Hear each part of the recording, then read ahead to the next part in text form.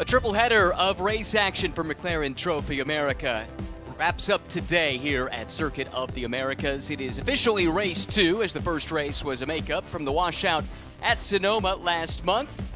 No washout likely here today. That's great news. It is hot, however, and it is humid. Clouds overhead will help make this a bit more tolerable from a temperature perspective, but we anticipate some exciting action as we get ready to go for the fourth race of this championship's young history. Hello and welcome to Circuit of the Americas here in Austin, Texas. My name is Ryan Marine. Calvin Fish actually will not be joining us, excuse me. We'll have some help coming in from Tom Baker, and he'll be talking with us about what's to come in just a little while. Amanda Busick is down in the pit lane and on the grid. So much already to talk about over the course of this weekend with 2 races in the books, and we've had some excitement certainly. Yesterday it was all about GMG racing at the front of the field with wins in 2 different classes and an overall 1-2, but the field is mixed up here after qualifying for this third race of the weekend. And of course we have some success penalties to factor in during pit stops as well, which will make this a challenge for those that have had some success already here in the weekend. Well, we mentioned Amanda was down patrolling the pits for us. Let's hear from her now.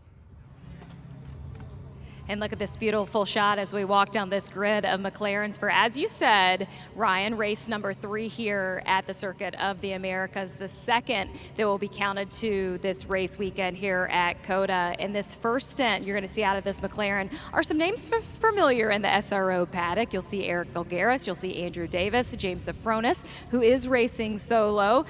So expect there to be some excitement as we kick off race number 2 here for the Circuit of the Americas. But as you said, it is hot and humid down here, so these drivers are going to be facing those conditions as well. They will. The good news is these outstanding race cars, the McLaren Artura Trophy Evo, they do have a pretty good air conditioning system, I'm told, and on a day like today, that's worth its weight in gold. Lots of fast drivers up at the front of this grid. John Capestro Dubets, a race winner yesterday, will start from the pole position. Alongside will be Kevin Madsen, who turned in some remarkable lap times in the race yesterday. James Safronis, a winner in AM yesterday. He's the pole sitter. No, he's not. He's second in AM, but will start third on the overall grid. And Tommy Pintos as well, who has been fast, making his adjustment here to the North American racing scene. He'll start in the 4th spot. Lots of excitement as Tom jumps into the booth to join us. I think this has been nice just to see. We've had these races. We haven't had to worry too much about rain. We did have a little bit of rain, I guess, in the first race of the weekend, but no washout like we had at Sonoma. And now I think we have a better sense for the pecking order here after the first 3 races of the championship. Yeah, as you say, we had a bit of rain on Friday, which kept it interesting, but the last 2 races have been clear skies and dry. This one is looking pretty good as well. So, yeah, we are seeing a bit of a competitive order in all 3 of the classes. So, yeah, it's going to be another interesting race. The pro class is very close, and as you said, Kevin Madsen did an awesome job in qualifying to go 0.02 of a second slower in P2, but pole in the AM class, so let's see what he can do. Exactly right. Here comes the grid moving out onto the track. You've been walking the paddock. What's the impression been of getting to race these cars at Circuit of the Americas? It's all been very positive, which is great. You know, it's a new car for this year, and a new car for a lot of the teams and the drivers, and I've got to say that a lot of the feedback we've had has been really positive. They're enjoying the car, they're enjoying the paddock and the atmosphere, and being part of the McLaren family, which is a key thing about what McLaren Trophy is about. So yeah, all good things. A look at the pole sitters for today's race. John Capestro Dubets on the overall pole. He's the pro class pole sitter. RWE Motorsports, John Dempsey, Andrew Davis, pole sitting car in Pro-Am, and Kevin Madsen, who turned in a sterling drive in the second race of the weekend. Yesterday, the pole sitter in Am. He'll start on the outside of the front row overall as we get ready to go for this third race of the weekend. By now, everyone should know the cars. They should know the track. Setting up to be a fun sprint to the checkered flag. JCD on pole, as we mentioned, alongside is Madsen. Then it's Safronis and Tommy Pintos, the European Series champion a couple of years ago. We get then to Jeff Cook starting in the 5th spot, Casey Dennis alongside. Then it's Andrew Davis and Colin Harrison for RWE and Tech Sport respectively. Jesse Lazar, what a weekend he's had with Alexandra Hayner. Starts next to Eric Vilgaris, then John Lancaster and Robbie Stocker. Steven Cerbero and Spencer Buckton will start in the 7th row. And Chris likewise will have Kanan O'Connell for company back in row number 8. Keep an eye on some of these names that are starting a little bit further back than you'd expect, like an O'Connell, like a Bucknam to charge through the field. John Lancaster as well. Good, by the way, to see the Eric Vilgaris and Tom Kopczynski car back on track. They had some repairs to do, but they've been able to do it. Kind of a truncated race yesterday for them, and I know they're chomping at the bit to get back out and try and put up a good result like they had in the season opener at Sonoma, where they stood on the podium. Exactly. I had a quick chat with Steve Sabaro just before the race, and yeah, it was a shame he couldn't finish the race yesterday, but he's fired up and optimistic for a good race. So we'll see how he gets on. Yes, indeed. Cars coming around this 20-turn, 3.4-mile circuit, located deep in the heart of Texas, of course. Designed by Tavo Helmond and Herman Tilke, with some assistance from Texas legend on 2 wheels, Kevin Schwans, who was instrumental in helping to design this track, former Grand Prix motorcycle world champion Kevin Schwans, who wore number 34 for much of his career, and told me one time that it is not a coincidence that it is 3.4 miles around here at Circuit of the Americas. Lots of elevation change, roughly 133 feet over the course of a single lap, much of it in the span of the run-up to turn 1. It's an 11% gradient into turn 1, which is typically an action area. You can go 5 or 6 wide on entry, but it funnels down to maybe space for 2 or 3 at the apex. And we'll see if we can avoid some early race fireworks here in turn 1 in race 3 this weekend. Safety car already accelerating away and into the pit lane, so that means the field is under the control of the pole sitter, John Capestro Dubets, JCD as he's affectionately known for GMG Racing. Kevin Madsen is alongside. Then it's Safronis and Pintos in row 2, Cook and Dennis in row 3, Davis and Harrison in row 4. There's the green flag. Good getaway for the pole sitter, John Capestro Dubets. His team owner, James Safronis, trying to follow him through. Does jump him into the 2nd spot. Bold move from Pintos as well, trying to make it 3 wide at least temporarily. Settles back in line, but he is up into the 3rd spot, just ahead of Kevin Madsen, who's been shuffled back here on the start. Yeah, Kevin started in a GMG sandwich, didn't he? And he lost out a little bit there, but Tommy was on the push to pass as soon as the lights changed, and he was made that move on Kevin. So Kevin on the back foot slightly. He's got this hornet's nest lined up behind him. Ooh, late lunge there. That was really, really tight. That was Eric Vilgaris defending from young Spencer Bucknam. 3rd-generation racer. Grandfather Ronnie raced in Formula 1. Father Jeff, an Indy 500 starter. And Spencer now making a name for himself as well. Andrew Davis looking a bit aggressive there. Jeff Cook, his target. A couple of primarily gray machines running just outside of the top 5, 6th and, actually in the top 5 in the case of Cook, that's 5th and 6th. Blast down the back straightaway for the first time, and already a penalty, and it goes to Pintos. Start procedure violation, drive-through penalty. That's the car that's on the attack right here, looking for 2nd place on the road, but it's going to have to relinquish that position due to the penalty. yeah, Tommy moved over there, so I wonder if that penalty was moving out of formation before he went for the push to pass. So we'll have to wait and see what exactly that one was. I suspect you're right. We've seen that called a few times over the course of this weekend, not just in this championship, but in some of the others that are here on site. Safronis slips a little bit wide. Pintos, I don't know if he's got the message yet, or if he's just looking to try and make up a little ground to mitigate some of the damage of this upcoming drive-through penalty. Doesn't look like he's going to take it this time. Instead, he takes a lunge to the inside of Safronis, who chops across the bow and hangs on to 2nd place, only barely. Opening lap complete, JCD, then Safronis, Pintos, Madsen, Cook, and Davis, the top 6. Davis, the leading car in the Pro-Am class. they run, oh, here comes Pintos again to the inside of Sofronis, whose team probably told him, hey, number one, that car's not for class position. Number two, they're going to have to serve a penalty anyway. Don't put up too much of a fight. Don't take any risk. Exactly, let him go. Tommy's used to standing starts, of course, in Trophy Europe, so whether that's caught him out a little bit. Oh, Pintos, that car sliding around underneath him. He's pushing through it. Let's look at the start. Second car in the outside column. Does he move before the start line? Yes, he does. That's pretty straightforward. Slam dunk, as you say over here. It is a nuance of the North American racing scene. And as you point out, you don't have to think about that if you're doing standing starts. However, this is race 4 of the season, so you'd think that that would have been driven home by now. Oh, late lunge here from Davis. That goes to the inside of Cook. And Davis, I think, does pick up that position. That, I believe, is for 5th on the road in the lead in class, if I'm not mistaken. See Dennis, he's shown as in the pit lane. That's a big development. He and James Lee have been really fast all season. See if we can get to the bottom of that one. That takes a serious contender in the pro class out of contention. Yeah, that's a shame. I was talking to them just before the race as well, and they were feeling optimistic. You know, had a good start to the season and were hoping for more points.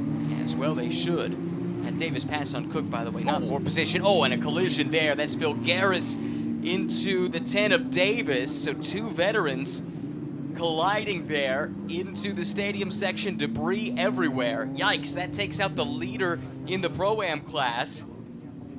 That you do not want to see. Davis and Dempsey have had a really good weekend. Late lunge, I see. The move was really not about getting to Davis, just that the gap disappeared for Eric Vogaris as he tried to pick up another position just behind, and that is some significant damage to the right front. Yeah, that was optimistic, shall we say. It was. Yeah, that's a shame, because as you say, the number 10 car, they'd had a good run. They were fighting for the lead yesterday, and John Dempsey did a superb job, I thought, in qualifying to put it P1 and take the pole position. So yeah, John's been outstanding in his first season of racing. All of that chaos, by the way, involving Pro-Am contenders, has now promoted Spencer Bucknam from Flying Lizard Motorsports to the lead in class. John Lancaster for the Rafa Racing Club is now up into 2nd, and Kanan O'Connell now up into 3rd. I believe he had the fastest lap of the race yesterday, at least in his class. No, proud father Johnny was just glowing when he was talking about how his son drove in the race on Saturday. Yeah, so that's shaped up the competitive order a little bit, isn't it? It has. I see Tommy Pintos has pulled in to serve his penalty for the jump start. Or Yeah, hopefully he got in before the full course yellow, and if so, this is perfect for him. I mean, yeah, he lost track position, but everyone will bunch back up again, and that gives him a chance to get right back into the fight. Especially important on a day when the top car in the championship in the pro class is shown as in the pits and may not score points. Yeah, it's a good chance to, as you say, score some points and cement the championship position and see where they go from. Yeah, the only question I have is, did he get into the pits before the full course yellow or not? Let's see if we can get to the bottom of that. Let's see. Whilst you look into that, I'll. Yeah, it's great to see Kevin Madsen. He's running in 3rd at the moment. They're running in the race for RP car, which is a relapsing polychondritis, yes. Which Neil has been racing under the race for RP banner for a good number of years. His car has always had the decals on when he was racing in Europe. So. And Race for RP are championship partners with us this year, and the whole drive of it is to help promote awareness for relapsing polychondritis. That, as Neil says, it's not incurable; it's just underfunded, and so we're doing our best to help him and his team raise awareness for the great work that they're doing, and help hopefully raise some funds for the research they're doing. So it's a really valid cause, worthy cause. They've had a big presence in the North American racing scene for at least half a decade now, if not longer, raising money, raising awareness, and it's one of these as I understand it, rather rare conditions. And so that's where it becomes difficult, right, trying to raise the funding. Awareness is crucial. Everybody knows about the horrors of cancer, or, you know, pick your better known, better researched disease, but something that afflicts in a major way but so few people, it's harder to get that awareness, right? And with the awareness then comes the chance to raise the resources to solve the problem that you highlighted. Exactly. So they're fronting up some fantastic research into how they can help people suffering with these conditions. Mm-hmm. But you know, the number is it 53 they're running is covered in the Race for RP stickers, but each and every one of the cars in the championship has a Race for RP sticker on as well too. So yeah, we're doing our best to help push the message. Outstanding cause for sure. We're under our first full course yellow of the event. I think we've got a chance to go back and take a look at this again. Keep an eye on the, blue and red car coming up the inside. Eric Filgueres, who is an outstanding driver, champion the last 3 years in various SRO America championships.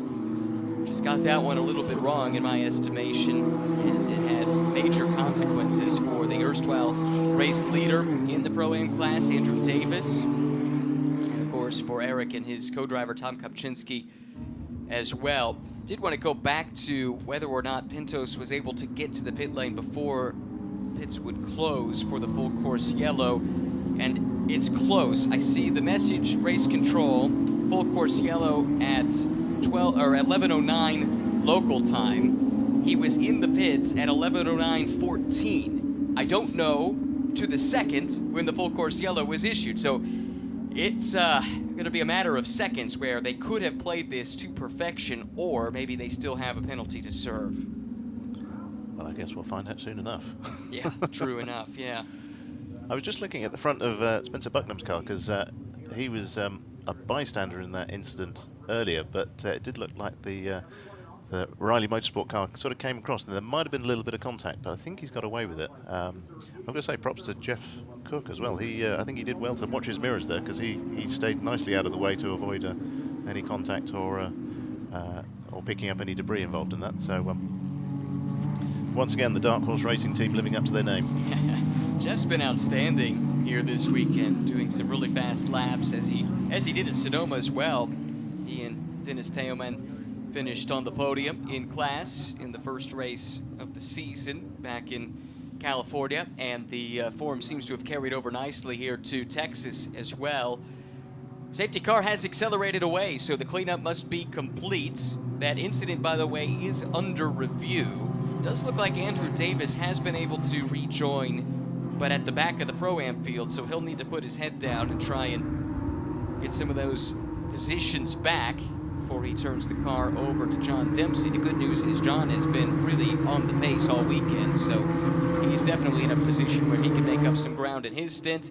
But in the meantime, all eyes at the front of this field, and as they finished the race yesterday, that's how they run today, with the number 4 from GMG leading the number 14. JCD gets away nicely, but Kevin Madsen is getting a sniff here for the lead in AM. James Safronis forcing Madsen down. Shallow entry for Madsen, but he's able to woe it up nicely, and he does take the top spot. Great work on the restart. Yeah, Jeff Cook's fancying a look there as well, seeing we're playing a watching beef, see where you can pick up some extra places. Yeah, good point. Top 3 in Pro-Am running nose to tail. JCD comes through. That's a Pro Class car. But then the Race for RP machine of Madsen, James Safronis, and Jeff Cook. 1, 2, 3 in Pro-Am running, in AM running 2nd, 3rd, and 4th on the road. Then the leader in Pro-Am, Spencer Bucknam, who has his mirrors full of John Lancaster right now. That's a really good fight right here. Bucknam in the orange machine, or is it Papaya? And Lancaster just behind in the white car. Yeah, and you got Jesse Lazier not far behind them, so it's 1, 2, 3, 4 all together. Yeah, true. Kanan O'Connell, the 3rd car in line. Drive-through penalty is issued to Eric Filgueres. That car has been retired, so it's a bit academic, but that settles that in terms of who was at fault in the estimation of the stewards. Looks like O'Connell is taking the fight here to Lancaster. Yeah, it was a bit of a hip check there as he made the pass, but yeah, John's moved into the lead there. And a fight in AM2 with Cook now around Safronis. So positions changing left and right on the restart. Great work by Cook. James Safronis drop kicked a little bit here on the restart of this race from the lead in class down to third. Kanan O'Connell's come through into second in Pro-Am, and somewhere in the background, Tommy Pintos is making progress as well. So. Yeah, that's right. We just don't need to see if we can ascertain whether or not that penalty has been served, but he's done well to make up a couple of spots in the overall order. Trying to recover from that drive-through penalty. Changing columns at the start of the race. That's caught out a few here this weekend.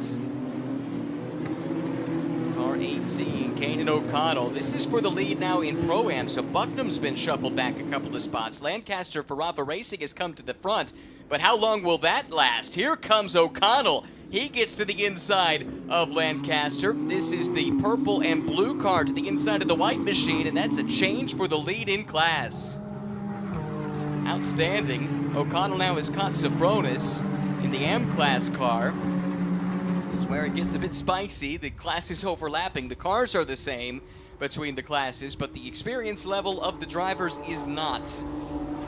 There's really not much behind Spencer Bucknam and or between Spencer Bucknam and Jesse Lazier either for third. So no, Bucknam having to fight for his life to preserve a spot on the class podium as they run. That's in the background. Orange car of Bucknam, white car of Lazar. It can't be long before Jesse finds his way past there. It's there's nothing between them. Just in the background of this battle, but in the meantime, as mentioned, the class leader, Kanan O'Connell, stymied somewhat by James Safronis as he tries to make good his escape, having made the pass for the lead coming up the hill in turn one on the most recent lap. Pintos now up to 11th overall. He's gotten to the rear of Andrew Davis, who's also trying to recover, having been turned in the incident that brought out that first full course yellow. Colin Harrison running quietly, but inside the top 10. He's in 9th overall, and he is just off the podium, or he is third, actually. No, just off the podium and 4th in the AM class. Back to the front of the field, though, where John Capestro-Dubets has established a 1-second lead, but it's starting to come down. Here comes Kevin Madsen, who is turning in his best sector time, this most recent time by. Capestro-Dubets as well with his best sector in Sector 1. Not much between those two, as O'Connell still tries to solve the riddle that James Safronis is posing. Yeah, he's done well in the opening start of this race. He's gained 11 places, and it's looking like it could be 12 soon. Really strong driver in need of a big opportunity. This might be the one that helps to jumpstart Kanan's career. Former touring car racer, a little bit of GT4 experience as well. This is that fight you mentioned earlier. You were forecasting it. Shouldn't be long. And Jesse Lazar has caught Spencer Bucknam. Well, I think they've been holding each other up a little bit because Andrew Davis has managed to gain back on them, and he'll be joining that battle very, very soon. Yes, and that is for position in class. Here they come. Bucknam, Lazar, Davis, now running nose to tail. Good shout. Davis has arrived on the scene. I mean, how good is this? You got the battle first to fifth all in one shot almost. That's what you love to see. Approaching the pit window as well. Oh, Bucknam having to defend now from 2 cars. Lazar to the inside. Davis trying to follow him through. Bucknam really has no recourse. Has to settle back in line. So 2 spots in one corner that he loses.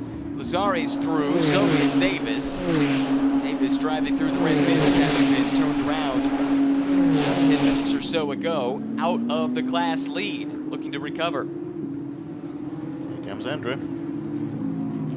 Veteran from Athens, Georgia. Up against also rather experienced driver Jesse Lazar, former 24-hour of Daytona class winner from up in Canada, as is the team, Motorsport in Action. McLaren affiliated now for the better part of a decade. A natural fit for them to come and play in McLaren Trophy America.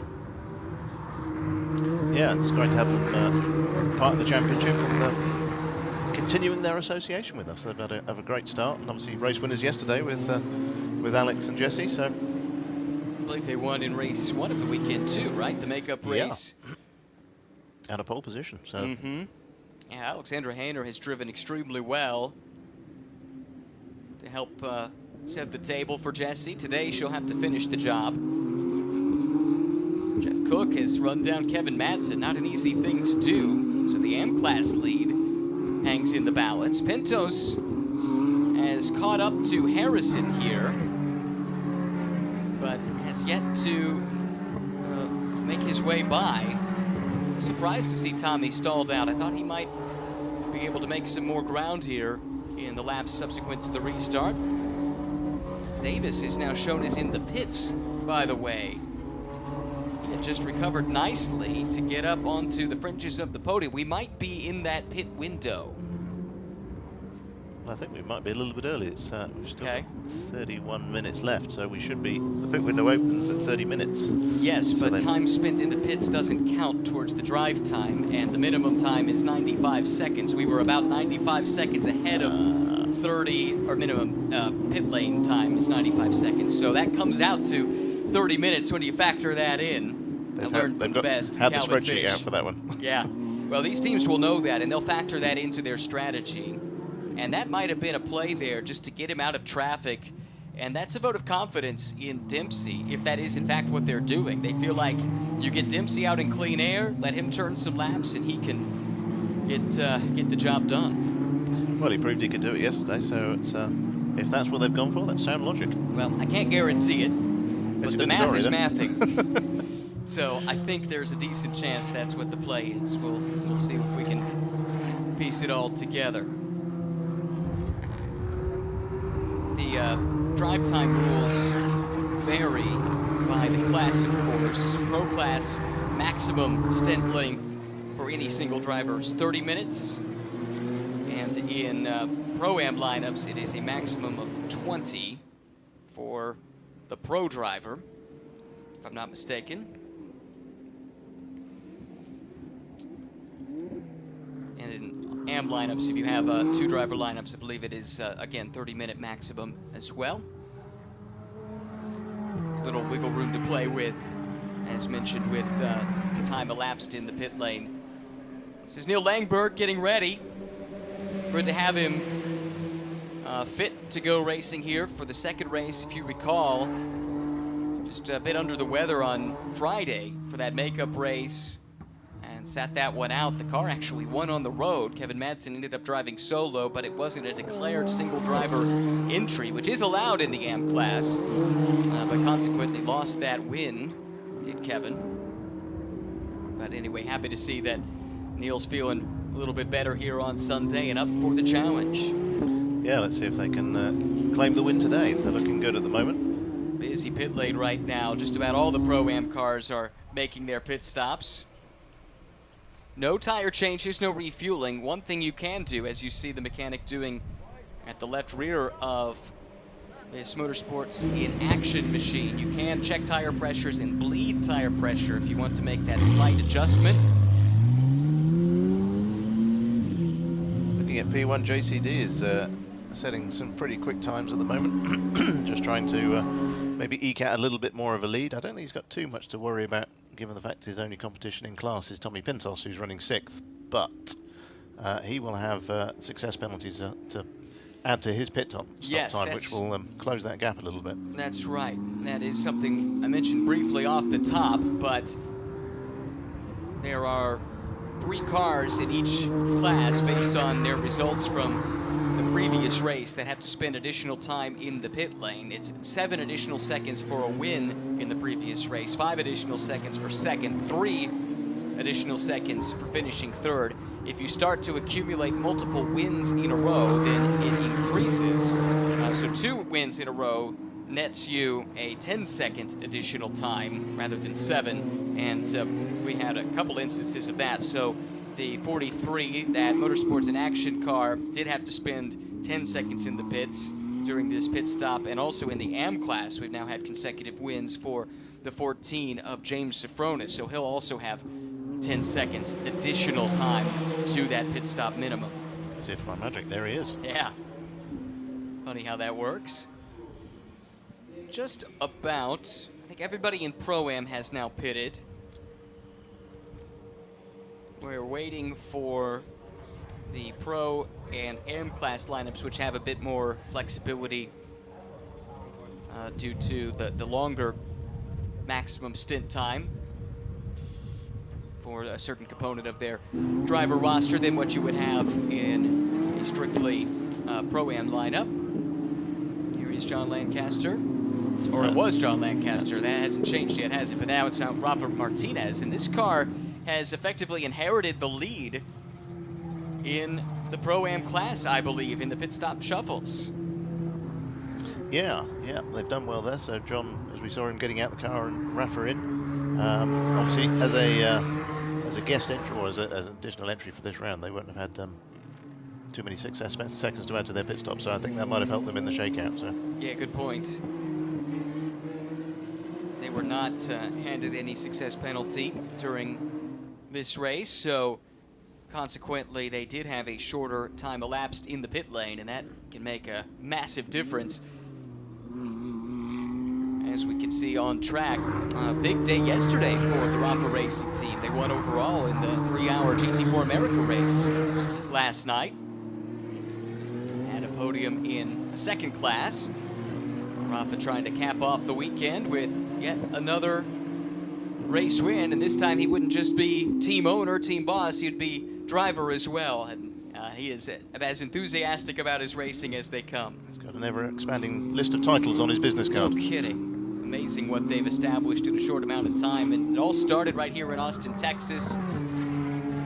Rafa got exposed to motorsports rather late in life and basically was an enthusiast for a long time, but didn't realize that actually, yeah, there's a way to participate too. And so his whole mission with the Rafa Racing Club, which has served as the title sponsor for the GT4 European Series over the past few years, is just to provide an entry point for the enthusiast later in life, as well as provide opportunities for young drivers. It's a really cool initiative, and they are all over the place, very busy.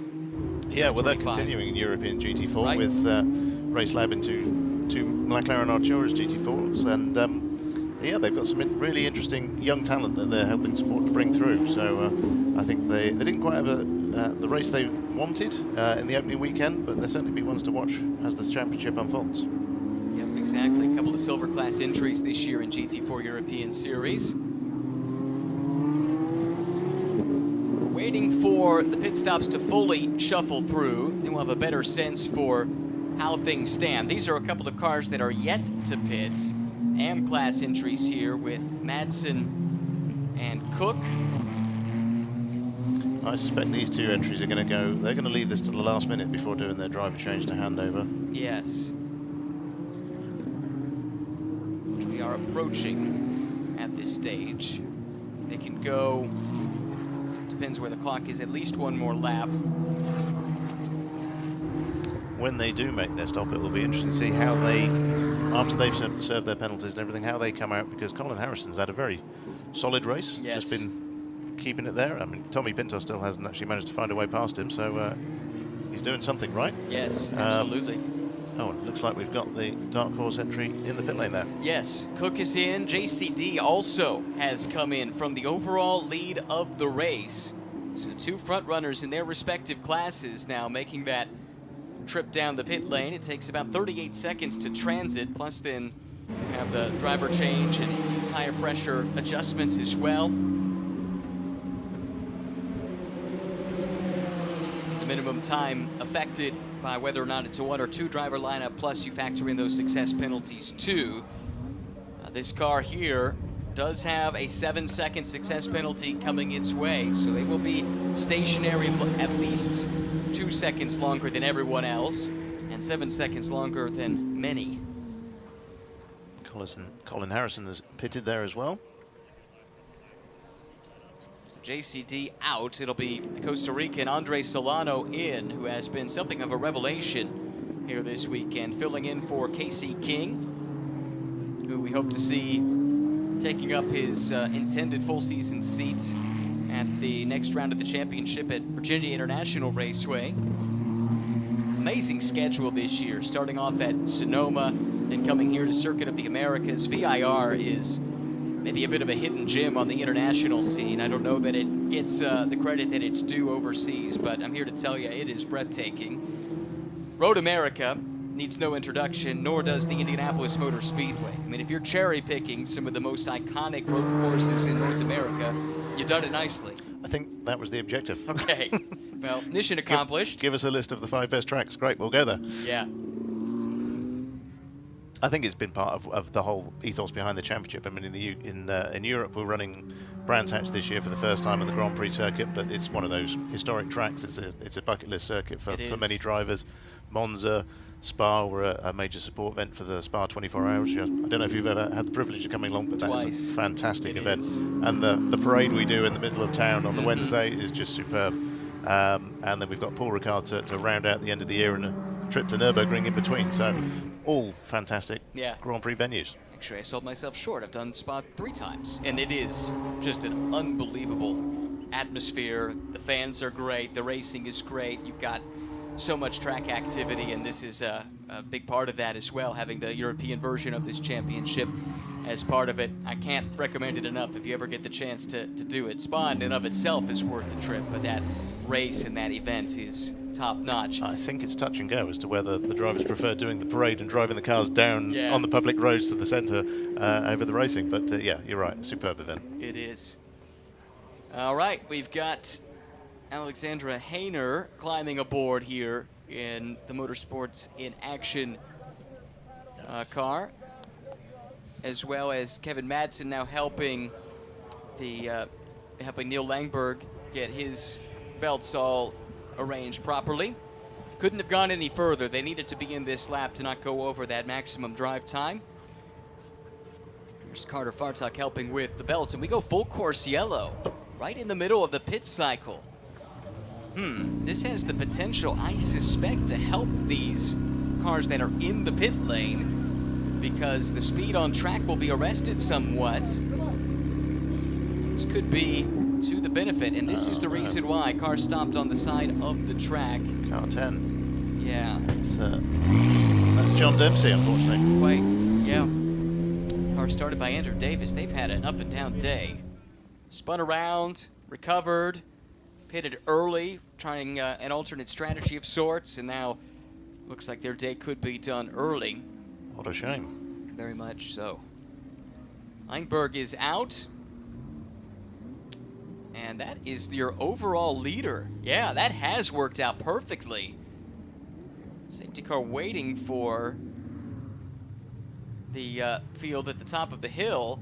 I think the way that has played out, that Langberg has cycled through to the overall lead of the race. How about that? Fresh in off the bench, and you've got straight into the lead. The whole pack lined up behind you.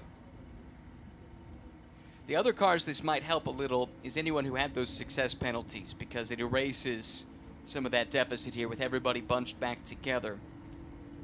M-Class car leads overall. Then it's Andre Solano, who's now into second place on the road, but leading in Pro. Yeah, they know what that just did for them now. Kevin's happy. Sure is. The timing of that yellow had that potential to disrupt things. Debrief going on there. Cooper talking with Carter Fartak. Yeah. Tommy describing a few incidents there, maybe? Yes.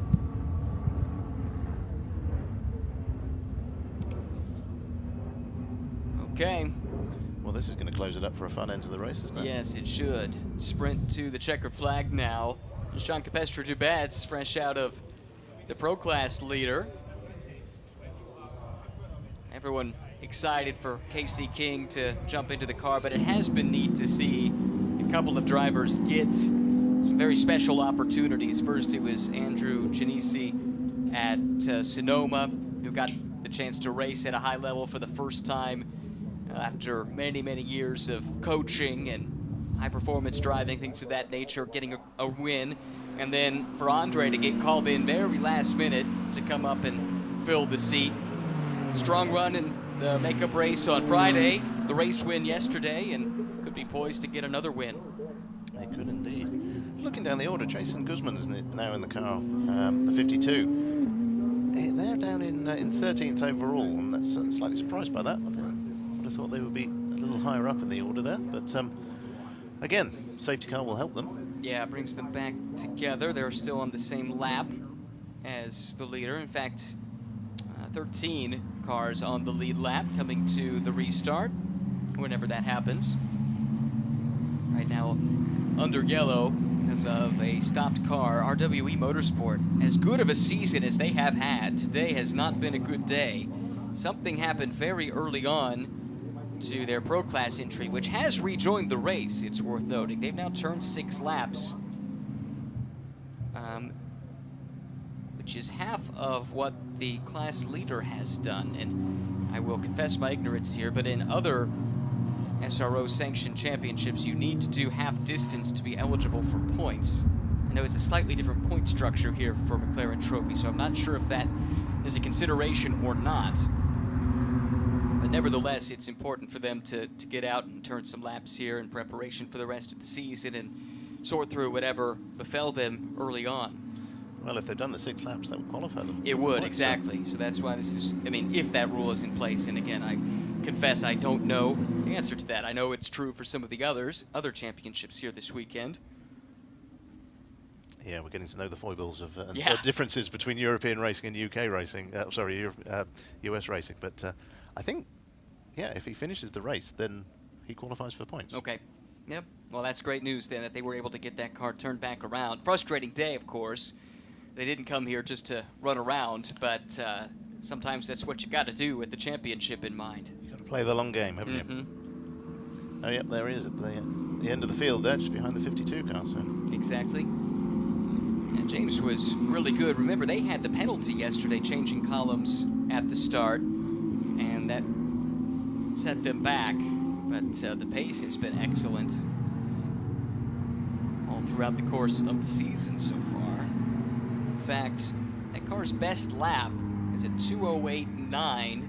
That's with no real reason to push super hard, and that's within a half a second of what the fastest times are that we've seen in the race so far.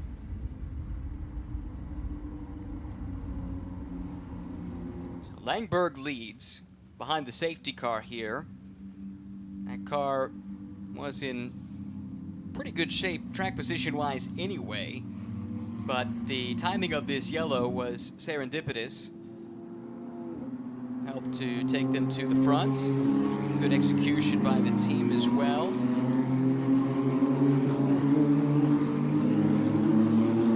And it's Andre Solano in just his 3rd ever race in the series. All here this weekend. First time in the car was earlier this week. First time at the track as well. He sits 2nd and will be anxious to get a move on. Now, unlike the initial start of the race where you can't change columns until the start line, on a restart, as soon as the green flag is displayed, you can fan out and make any moves you want. So Solano will be trying to do that to put a buffer between himself and his next closest pursuer in the Pro Class, which is Cooper Roll down in position.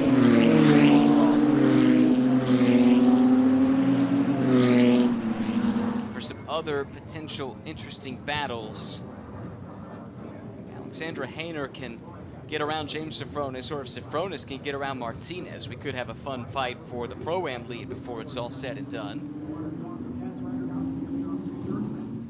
But a lot of these classes are totally mixed up right now, and the timing of the safety car really throws the cat amongst the pigeons. I wonder if Dennis Tiemann might have a go for the lead of the M class as well. I'm sure he will if given the opportunity.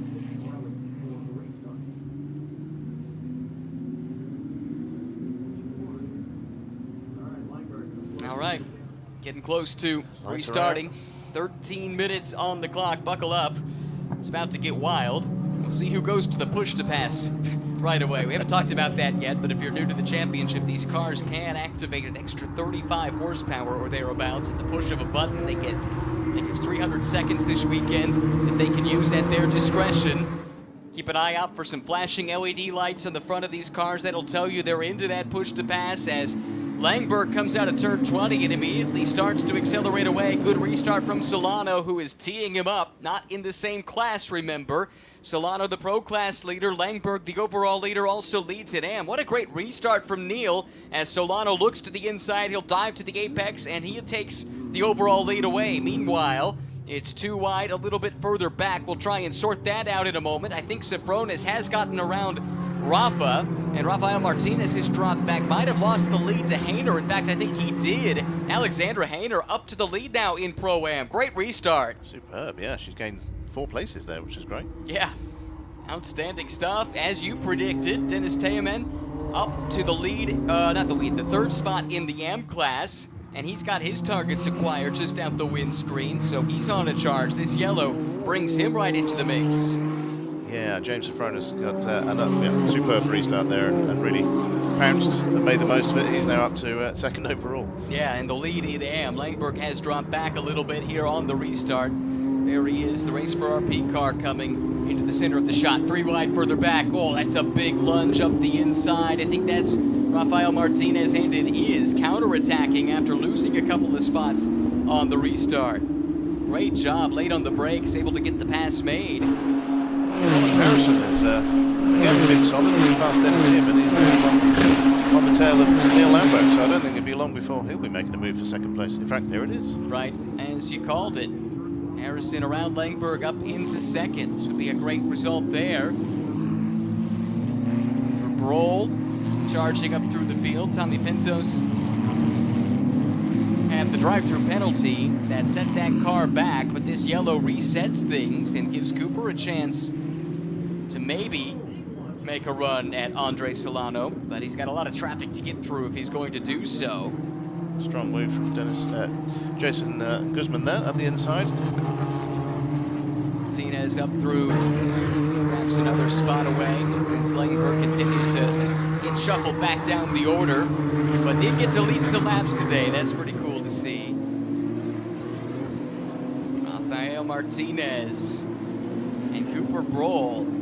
This is an interesting fight here between 2 guys who are still relatively new to this sport. Behind the wheel, 2 different classes as well. Broll now up to 5th overall. Martinez running 6th overall and 2nd in Pro-Am in his debut weekend in the North American Championship. He does have experience in a similar series in Europe.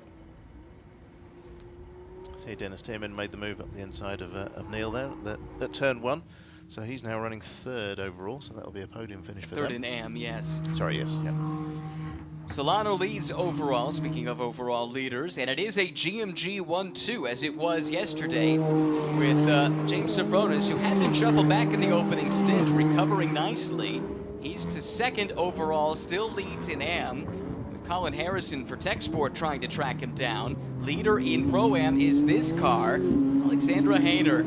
Could they make it yet another race win? This would be 3 on the bounce if they were able to finish it off. Yeah, Alex has found a finish in the Trophy Evo car, and I think she's gaining a little bit on James for 2nd overall there as well. Yeah. The only downside if you were to win 3 in a row is you're talking about a 15-second success penalty in the next race, but we'll deal with that later. That's not a bad problem to have, though, is it, I guess? Rafa Martinez to the inside of the Pike Parker car. Rafa around Cooper Broll for 5th overall. This is a home track for Rafael Martinez. He knows it extremely well, putting that track knowledge to good use. Cooper's really enjoying the car. I was talking to him and his family yesterday in our hospitality unit, and yeah, you're right. As you say, he hasn't had a whole lot of racing experience, but he's really enjoying this car and working with Tommy as well. Really getting the benefit of Tommy's experience in racing with McLaren, and Tommy actually helped with a little bit of a development of the car later in the day, so he is bringing different perspectives and different experiences that Cooper's learning from, so it's great to see. Drives for the Skip Barber Racing team and came through that famous racing school. Spent time in a bunch of their different offerings, everything from a Honda Civic to an F4 car, and has graduated with the Skip Barber team into pro racing, having contested the last couple of seasons of TC America, finished 3rd in the TCX Championship last year with 4 podiums, and now making that big step into these outstanding McLaren Artura Trophy Evos. First rear-wheel drive car that he has raced, we found out yesterday from Tommy Pintos, if you recall. So that is an adjustment coming from the front-wheel drive touring cars. Yeah, as I say, he's really enjoying the whole experience. So that's what it's all about for us. This is for the final step of the podium in AM. Dennis Teoman has it. Jason Guzman wants it. Puerto Rican driver Guzman, who now splits his time between Puerto Rico and Knoxville, Tennessee. He is hunting. Yeah, this is just a matter of time, isn't it? Where is he going to make the move to take that final podium spot in the AM class? Guzman lost some momentum there momentarily, and that let Steve Sorbero come through, I think. Or am I... Or is that Lawrence, maybe? No, that's Steve Sorbero, who... Yeah, it is. We'll have to get to the bottom of that one. Oh, you're right, actually. It looks like... Well, this is interesting. It is.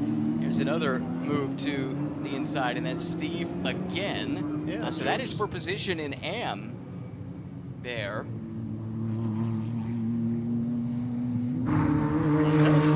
Great job by Steve recovering. They had the incident in race 1 when the rain came down. Picked up some damage. Bounced back nicely yesterday. And so maybe we were looking at Lawrence and... No, that's not right. We were looking at Teoman and Guzman, but Sorbero has entered the conversation. At the front, it still is Solano and Sofronis leading in their respective classes. Yeah, this is it's keeping us guessing this final bit, isn't it? Still early in the year, piecing it all together. So George Lawrence now running 3rd in the Pro-Am class, which is good to see. They had a podium where were we first round? Sonoma. Sonoma, there we go. They had a podium in Sonoma. Yeah, definitely going to keep us running. Whilst we're just waiting to see how things are planning out, it's probably worth mentioning that at the end of the year, all of these drivers will be invited to the McLaren Technology Centre in Woking, the iconic Formula One factory and home of McLaren Automotive as well, where we will have an end-of-season awards dinner for all of the trophy championships and drivers, which is always a great affair and a superb venue to host. You get to see all the F1 cars, the famous F1 car that won at Le Mans 1995, which we mentioned yesterday is at the museum at the moment at Le Mans, and yeah, just a fantastic place to go and a superb venue. And that's motivation in and of itself to take part in the series. Yeah, you were giving me a snapshot of what the display vehicles are at headquarters, and yeah, that'd be worth the price of admission, whatever the admission price was. Yeah, it's a pretty special thing, and the events team do a superb job of having lots of different cars on the boulevard to really represent McLaren's rich racing history, so it's great to be. Yeah, great to be there and be part of it. So much history, of course, with the McLaren name going back to Bruce himself. Saw some of the early McLaren F5000 cars and Can-Am cars on display at Long Beach a couple of weeks ago. Just breathtaking machines to look at. John Capestre-Dubets is getting in the Texas mood, isn't he? He's got the cowboy hat on, talking with Carter Fartuck. Well, we gave all the drivers cowboy hats. They're McLaren branded cowboy hats. Is that right? Yeah, so we had a photo yesterday of all the drivers out the front of our hospitality unit, and we did a fun shot at the end to toss the hats into the air, and some of them managed to get some pretty decent height going, so... That's fantastic. Everyone embracing being here in Texas. And the state is fantastic, has plenty of neat history and things to do and see in its own right, but Austin itself, a hub for culture and music, arts as well, and becoming renowned around the world as a hub of motor racing too, thanks to this circuit. We'll have to see if we can get you a hat. I would love a hat. Solano and Sofronis. And Hayner running 3rd. Keeping pace in terms of lap time with these two for the early part of the restart, but has dropped back a little bit, but still solidly leading in the Pro-Am class. It's Rafael Martinez second in Pro-Am. Harrison in between the top two in the Pro-Am class. And Colin running in the 2:11 range. Hayner's in the 2:10s. So it looks like she has the pace to hang on for a third consecutive win. That'd be a great result. There's JCD again. Big smile on his face. He's close to a second consecutive win and his third on the season if Andre can finish it off. Again, that team anxiously awaiting Casey King joining into the championship as soon as opportunity allows it. Coming around to take the white flag in the final race of 3 here at COTA. It's Solano from Sofronis at the line by just under 1 second. No reason for these two team cars in different classes to push. We see the flashing lights on the front of Solano's car. He was in the push to pass for the extra 35 horsepower of boost down the front straightaway. Can't take it with you, might as well use it.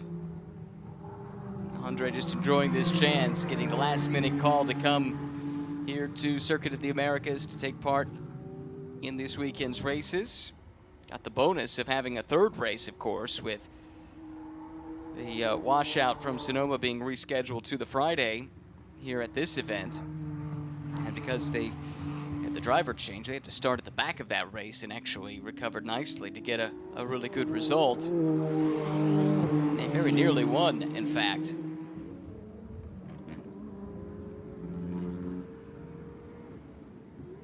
And for Sofronis, whose son Jensen is racing in another category this weekend. This would be a second win for him.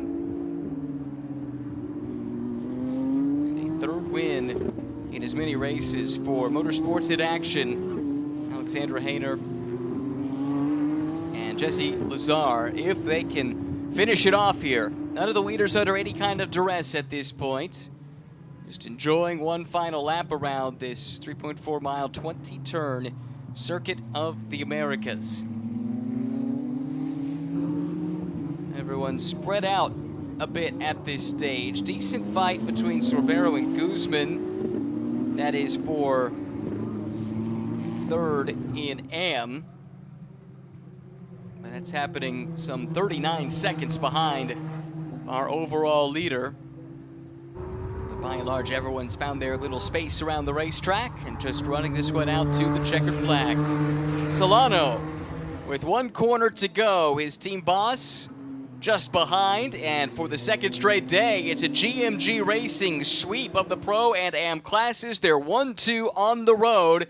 Andre Solano and John Capestro-Dubets win in Pro, and it's James Sofronis, your AM class winner for the second straight day. 3 wins on the bounce now for Motorsports in Action, Alexandra Hayner and Jesse Lazar, although did they have a time penalty? They must have, because they've been dropped down the order. That promotes now Rafa Martinez to the lead, so apologies, I missed that one.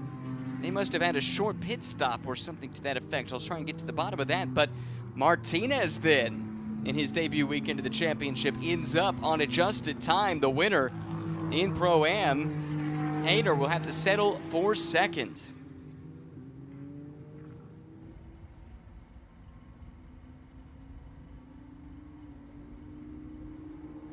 Rest of the AM class podium.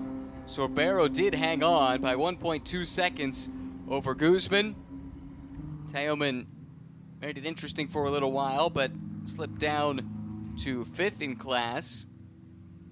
Lawrence completing the Pro-Am podium. Solid run for that operation.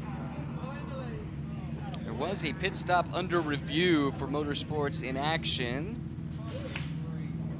And there was a 12-second time penalty, so they came in 1.2 seconds under the minimum.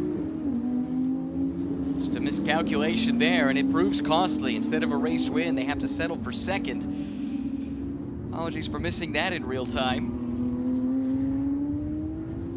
But that was costly indeed for Hayner and Lazar. Nevertheless, a really good weekend with a couple of wins and a second place. And it ends up with something of a fairy tale story for Rafael Martinez to come through with John Lancaster and win in their debut weekend here in McLaren Trophy America. And at the home track for the Rafa Racing Club as well. That'll be a big celebration, and deservedly so.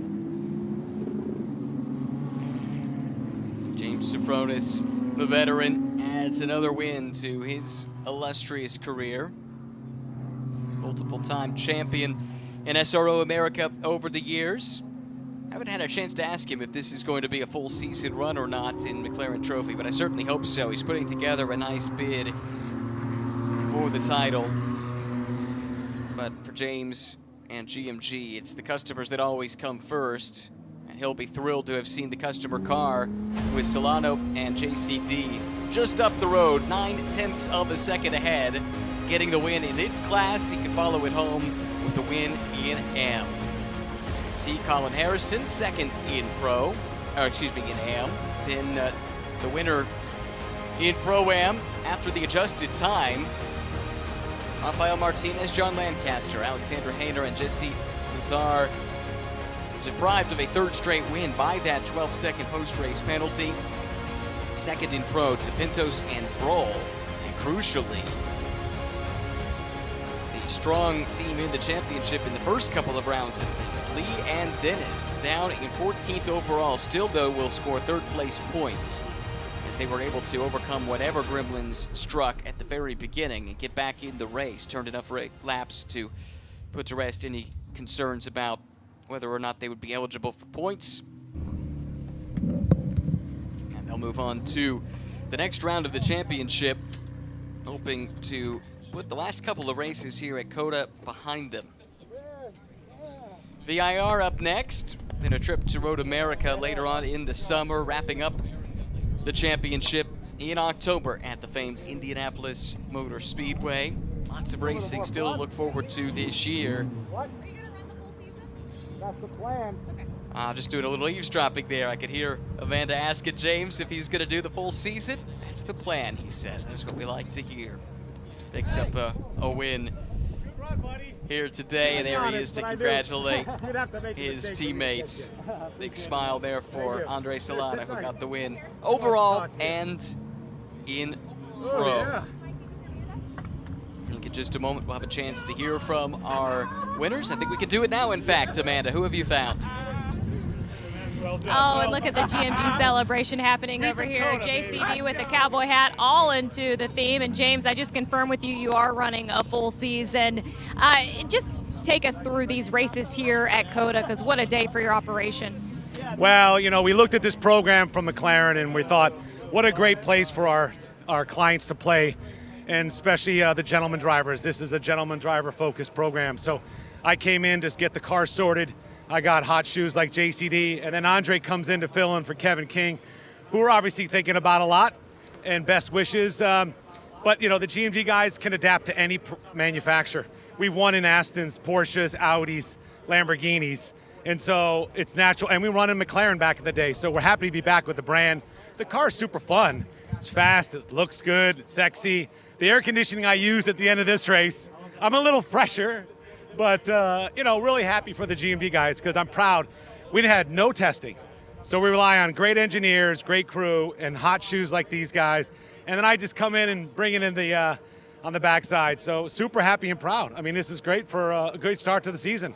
Congratulations, James and Andre. You got the call to come up and join this, and you were able to take advantage of the opportunity. How did you do it? Yeah, just stoked to be here. Such a great track, such a great team. Awesome partner right here that helped me out a lot. So yeah, just happy to be here. Shout out to Kevin for the invite, and yeah, just trying to make him happy. Congratulations to GMG. I was able to have a sidebar conversation with JCD, who was telling me that the plan is to grow out this operation, potentially 3 more McLarens by the end of the season. And what a home race victory for Rafa. And just take us through the restart. Obviously, the post-race penalty with Motorsports in Action promotes you to victory, but that restart was key. Yeah, the restart, you know, we actually ran into a little bit of traffic coming around turn 1, and managed to make the spots back. I think I lost 3 or 4 spots at the restart, but I managed to work through traffic and maintain enough distance to take P1 today. So. Your co-driver has walked away from us, but tell us how fun it was sharing this McLaren with him. Yeah, John is a phenomenal driver, extremely, awesome coach, and we ran GT4 Europe last year and had pretty good success. So we came here and wanted to run it back. And unfortunately, yesterday we were en route for a P2, had a little car issue, but it held together today and we rolled it home. Yeah, exactly. Obviously, first time for obviously the car was Thursday. To jump in, limited track time already, extra limited with a few gremlins, and every single session is improving. And yeah, hats off to him because he was the one that makes the difference in terms of the result, and yeah, super impressive. There will be celebrations in Austin, Texas tonight, Ryan. No question about that, Amanda. Congratulations to all of the class winners here at the end of this triple header weekend for McLaren Trophy America. The race started with John Capestro-Dubets on pole position. His teammate and team boss, James Sofronis, behind him. Tommy Pinto's aggressive early, but he was going to have to serve a drive-through penalty. That put an end to any hopes of victory here today. Big incident brought out a full course yellow. Eric Filgaris into Andrew Davis. Both cars taken out of contention more or less from that point. On the subsequent restart, though, we had battles aplenty at the front of the field. On another restart, it was Neil Langberg who capitalized on timing of a yellow, led overall during the safety car period, lost the overall lead to Andre Solano on the restart, and Andre did not look back. Finished off the job started by John Capestro-Dubets. James Sofronis followed him through into the second spot. It looked like it was going to be a third straight win for Alexandra Hayner and Jesse Lazard, but it wasn't meant to be. 1.2 seconds short on their minimum pit stop time. That equated to a 12-second post-race penalty and dropped them down the order. At the front of the field, though, for the second straight day, GMG goes 1-2 overall with JCD and Andre Solano winning overall and in the pro class. James Sofronis wins in AM. John Lancaster, Rafa Martinez winners in the Pro-Am class. Exciting racing over the course of the weekend, and it's just getting started for McLaren Trophy America. Up next, a trip to Virginia International Raceway. What a trip that will be. Flowing and undulating, much like this track here, Circuit of the Americas, but the big difference is a lot less runoff at VIR. It's a real challenge. It's a driver's track, and it should showcase just how the performance has been raised with the Evo kit on this McLaren Artura Trophy for 2025. Looking forward to that trip, of course, then to the high-speed Road America, America's National Park of Speed, and capping off the season at the famed Brickyard, the Indianapolis Motor Speedway, in conjunction with the Indy 8-Hour in October. A lot to look forward to. Teams like GMG, they'll be wishing they could race next weekend instead of this long layoff. They've got the wind in their sails right now, all the momentum coming off of especially the last 2 days. For other teams, it's a chance to regroup and prepare for the upcoming slate of races and maybe put some disappointment here at Circuit of the Americas behind them. The debrief already underway. Drivers, I think, enjoy chatting with their fellow competitors just as much as the race sometimes, and that post-race debrief can be a good time. Podium celebration about to get underway, and the dulcet tones of Robbie Montanola about to call the podium finishers up onto the stage. Tough day for the pro pairing from RWE, James Lee and Casey Dennis. Something went wrong at the very beginning of the race, and they spent 6 or 7 laps in the pit lane. Did get back out on track and are credited with a third-place finish, so salvaging decent points and minimizing the loss. And taking victory for the GMG racing team, Tommy Pintos up on stage, sharing it with Cooper Broll.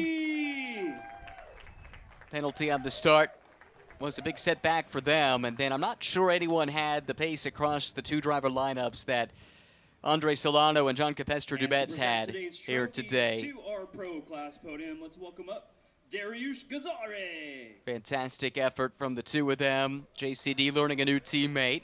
Andre learning a new car, a new track, and a new team. But was right on the pace right away. Hope to see more of Andre down the road. Does a lot of racing in Central and South America. First chance to come and race on United States shores.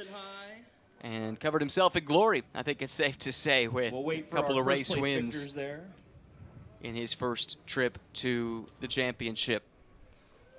Trophies held aloft. These are your Pro Class podium finishers. John Capestre-Dubets, Andre Solano for the second straight day take overall honors in addition to the Pro Class. And they will celebrate here in Austin, Texas. Up next, we head to Virginia International Raceway for rounds 5 and 6 of McLaren Trophy America. See you there.